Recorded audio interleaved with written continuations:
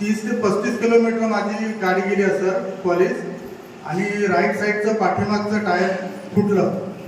तर गाडी 90च्या स्पीडला होतं, मी स्वतः ड्रायव्हिंग करत होतो. तर मला काहीच सुचलं नाही, पूर्ण फॅमिली होती माझ्या गाडीमध्ये. आणि त्याच्यानंतर टायर फुटल्यानंतर मी फक्त स्टेअरिंग हातात एकदम फिट पकडलं, स्टेअरिंग सोडलंच नाही.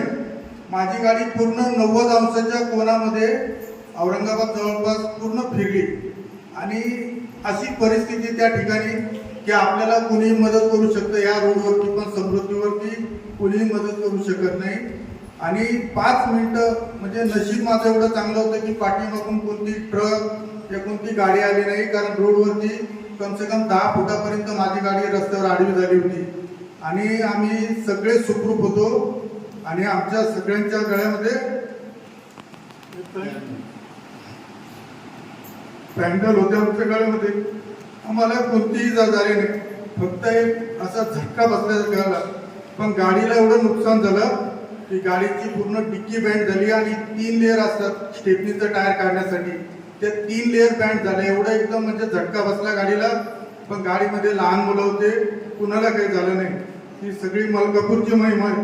टाळ्याच्या गजरामध्ये